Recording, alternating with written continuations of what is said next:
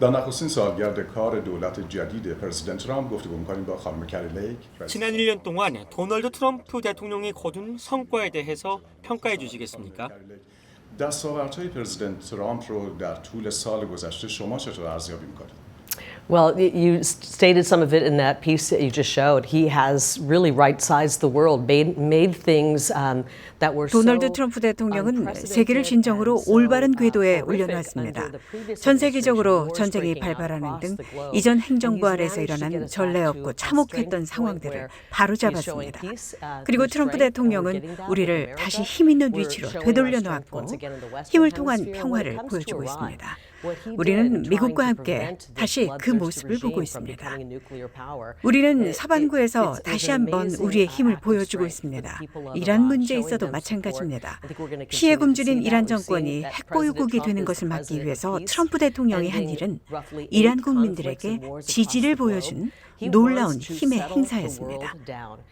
저는 우리가 그런 모습을 계속 보게 될 것으로 생각합니다. 우리는 트럼프 대통령이 전 세계적으로 약 8개의 갈등과 전쟁을 종식시킨 평화의 대통령임을 보았습니다. 그는 세계를 진정시키고 모든 나라가 그 국민들에게 평화로운 삶의 터전이 되도록 만들고 싶어하며 동시에 미국을 재건하기를 원합니다. 1년 전만 해도 우리는 꽤 좋지 않은 상황에 처해 있었습니다. 인플레이션을 겪었고 생계비는 통제불능 상태였습니다. 우리는 현재 인플레이션을 70%까지 낮췄습니다. 2.7% 수준의 인플레이션을 기록하고 있고 국내 상황을 더 감당하기 쉽게 만들고 있습니다. 따라서 저는 트럼프 대통령이 세계가 진정으로 불타고 있었다는 점을 인식한 대통령이라고 생각합니다. 트럼프 대통령은 들어와서 그 불을 꺼왔죠. 그리고 이제 다가오는 내년에는 미국, 그리고 바라건대 이란 국민들과 베네수엘라 국민들, 어쩌면 쿠바 국민들까지도 수십 년 만에 처음으로 자유를 보고 깨닫게 되는 재건의 해가 될 것이라고 생각합니다. 대통령의 국정 과제 추진을 늦추는 주요 장애물이나 도전 과제가 무엇이라고 보십니까? some of the challenges. Obviously, the challenges. 몇 가지 도전 과제들이 있는데 우리가 분명히 곧 워싱턴 DC에서 경험해온 도전 과제는 바로 통제불능의 사법부입니다. 우리에게는 미국의 아주 작은 지역만 관할하고 재판을 주재하는 연방법원 판사들이 있는데 그들은 자신들이 미국의 대통령이라도 되는 양 행동하고 있습니다. 따라서 이것은 실질적인 법률 전쟁입니다. 이는 법정 내에서의 공격이며 대통령과 그의 매우 강력한 미국 우선주의 의제가 전국 각지의 여러 연방법원에서 제기된 소송들에 의해서 저지당하고 있는 상황입니다. 저는 이것이 아마도 가장 큰 도전 과제라고 생각합니다. 정치적인 도전 과제들도 일부 존재합니다. 모든 사람들을 참여시키고 올바른 방향으로 나아가게 하며 지금 이 순간 우리가 미국 우선주의 의제를 완전히 전개해 미래 세대까지도 우리나라가 그런 강대함을 유지할 수 있게 만들 잠재력이 있다는 것을 깨닫게 하는 일 말입니다. USAGM을 통해 미국의 소프트 파워를 강화할 어떤 구상을 갖고 계십니까? 특히 2026년을 맞아 USAGM에서 새롭게 선보일 프로그램이나 변화에는 무엇이 있을까요? Well, like so many various different agencies in the federal government, over time. 글쎄요.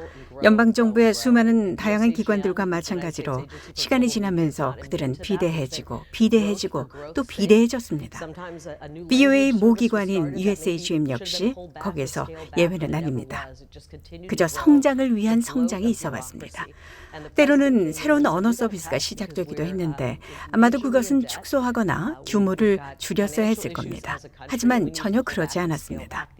그것은 그저 관료주의적 비대함만을 계속 키워왔을 뿐입니다. 그래서 트럼프 대통령은 취임 후 우리가 엄청난 부채를 안고 있기 때문에 삭감해야 한다고 말했습니다.